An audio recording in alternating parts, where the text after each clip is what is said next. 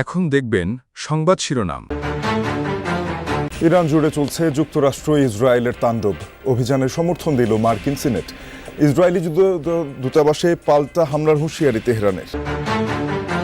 মধ্যপ্রাচ্যে আটকা পড়া বিমানের ২৮ ক্রু সহ ১৮৯ বাংলাদেশিকে নিয়ে দেশে এলো ইউএস বাংলার বিশেষ ফ্লাইট।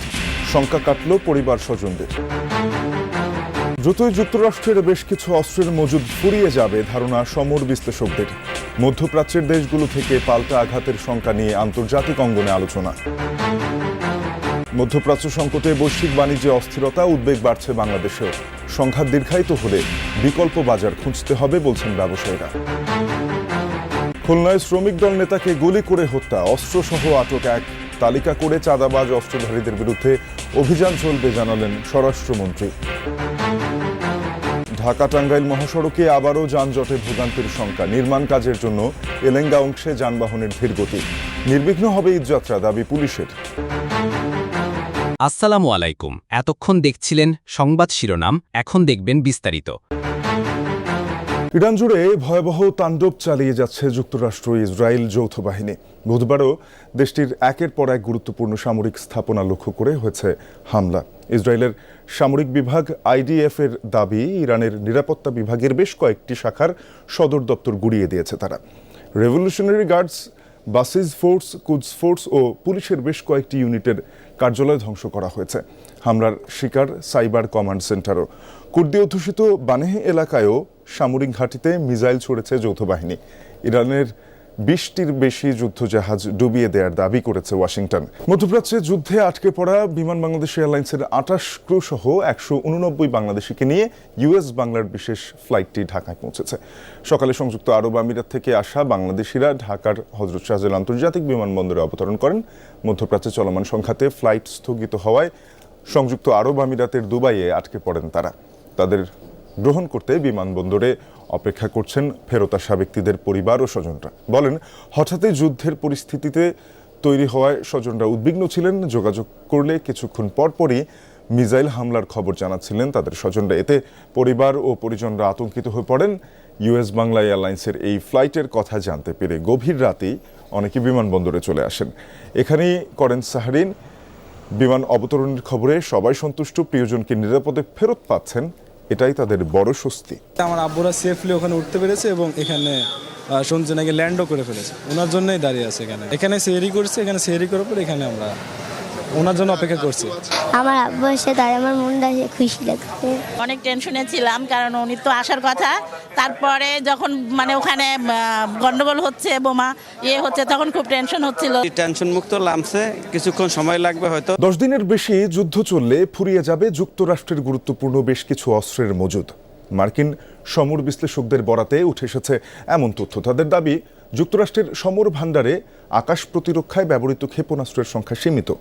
ইরানের কম দামি মিসাইল ঠেকাতে এগুলো ব্যবহার হলে দ্রুতই ফুরিয়ে যাবে অস্ত্রের মজুদ। নতুন করে তৈরি করতে প্রয়োজন সময়। আর অন্যান্য স্থানে মোতায়েন অস্ত্র মধ্যপ্রাচ্যে সরিয়ে নিলে কৌশলগত ঝুঁকিতে পড়বে ওয়াশিংটন। টানা ৬ দিন ধরে ইরানের বিভিন্ন স্থানে হামলা অব্যাহত রেখেছে যুক্তরাষ্ট্র। মার্কিন প্রেসিডেন্ট ট্রাম্পের দাবি, যতদিন সম্ভব ইরানে এভাবেই হামলা চালানোর সক্ষমতা রয়েছে দেশটির। মার্কিন সমর ভাণ্ডারে অস্ত্রের মজুদ প্রায় সীমাহীন।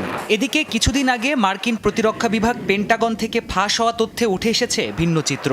বলা হচ্ছে, ইরানের ওপর হামলা 10 দিনের বেশি চললে যুক্তরাষ্ট্রের বেশ কিছু গুরুত্বপূর্ণ ক্ষেপণাস্ত্রের মজুদ কমে আসতে পারে। বিশ্লেষকদের মতে, ইরান যুদ্ধ অব্যাহত থাকলে সবচেয়ে বেশি ঘাটতি দেখা দেবে থার্ড আর পেট্রিয়টের মতো আকাশ প্রতিরক্ষা ব্যবস্থার ইন্টারসেপ্টর মিসাইলের মজুদে।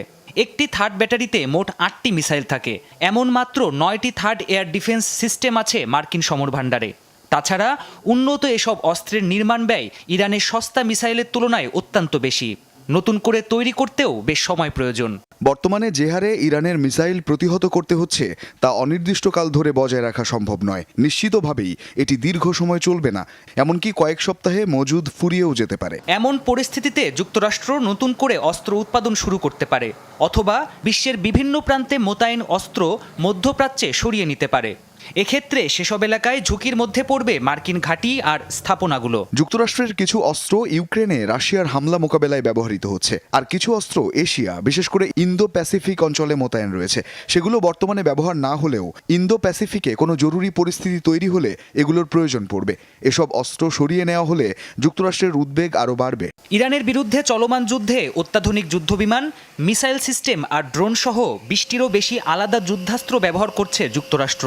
ব্যবহৃত হচ্ছে B-1, B-2 bomber, F-35, F-22 সহ অর্ধ ডজনেরও বেশি যুদ্ধবিমান। মধ্যপ্রাচ্যের বিভিন্ন দেশে ইরানের হামলার পরও এখনো পর্যন্ত সরাসরি কোনো সামরিক জবাব আসেনি।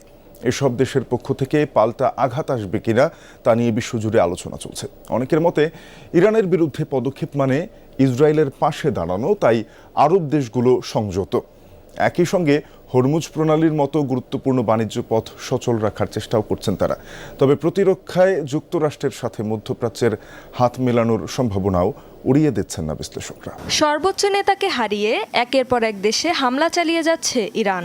শুরুতে টার্গেট কেবল মধ্যপ্রাচ্যের মার্কিন ঘাঁটিগুলো হলেও এখন অবশ্য সৌদি আরব, কুয়েত, কাতার, বাহরাইন ও সংযুক্ত আরব আমিরাতের বিভিন্ন বেসামরিক ও জ্বালানি স্থাপনাতেও হামলা চালাচ্ছে দেশটি। এমন পরিস্থিতিতে এই দেশগুলোরও যুদ্ধে জড়িয়ে পড়ার শঙ্কা বাড়ছে। তবে পাল্টা সামরিক পদক্ষেপের বিষয়ে অনেকটাই নিশ্চুপ এসব দেশ।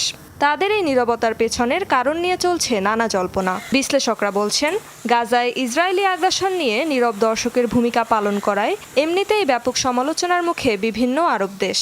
এমন পরিস্থিতিতে তেহরানের বিরুদ্ধে দাঁড়ানো হতে পারে সরাসরি ইসরায়েলের পাশে দাঁড়ানোর শামিল। এ কারণে অনেক দেশ এখনও সামরিক পদক্ষেপ নেওয়া থেকে নিজেদেরকে বিরত রেখেছে। এখন পর্যন্ত তেহরানের সাথে কূটনৈতিক সমাধানের দিকেই আগ্রহ উপসাগরীয় দেশগুলোর। স্পষ্টভাবে জানিয়ে দিয়েছে, যৌথ হামলায় ব্যবহৃত হয়নি তাদের আকাশপথ। বিশেষজ্ঞরা বলছেন, এর পেছনের আরেকটি কারণ মূলত নিজেদের অর্থনীতি ও গুরুত্বপূর্ণ সামুদ্রিক পথ লম্বা সময়ের জন্য বাধাগ্রস্ত না করা। তেহরানের হামলায় ব্যাপকভাবে ক্ষতিগ্রস্ত হচ্ছে মধ্যপ্রাচ্যের দেশগুলোর বাণিজ্য ও ভ্রমণ খাত। চাপের মুখে ওই অঞ্চলের গুরুত্বপূর্ণ তেল ও গ্যাস শিল্প। অনেকের ধারণা, কৌশলের অংশ হিসেবে এসব খাত বাধাগ্রস্ত করছে তেহরান, যাতে যুদ্ধ বন্ধে এসব দেশের পক্ষ থেকে চাপ দেওয়া হয় ওয়াশিংটনের উপর। তবে কেউ কেউ মনে করছেন, এমন কর্মকাণ্ডের উল্টো ফল পেতে পারে ইরান। প্রতিরক্ষার জন্য এসব দেশ ঝুঁকতে পারে যুক্তরাষ্ট্রের দিকে, এমনকি তেহরানের বিরুদ্ধে জড়িয়ে পড়তে পারে সামরিক সংঘাতেও। তবে ইরানের বিরুদ্ধে সৌদি আরবের সামরিক পদক্ষেপের শঙ্কাও উড়িয়ে দিচ্ছেন না অনেক মধ্যপ্রাচ্য বিষয়ক বিশ্লেষক। কারণ এরই মধ্যে তাদের পক্ষ থেকে হুমকি এসেছে পাল্টা হামলার। এর আগে ইরানে মার্কিন অভিযানের পেছনে কলকাঠি নাড়ার অভিযোগও ওঠে রিয়াদের বিরুদ্ধে। ইরানে হামলাকে কেন্দ্র করে বৈশ্বিক বাণিজ্যে অস্থিরতা তৈরি হয়েছে। উদ্বেগ বাড়ছে বাংলাদেশেও। জ্বালানি তেল নিয়ে অনিশ্চয়তা আছে। সুয়েজ খাল ও আরব সাগরের মতো নৌ রুট সীমানায় থাকার কারণে রফতানি বাজার নিয়েও শঙ্কা কাটছে না ব্যবসায়ীদের।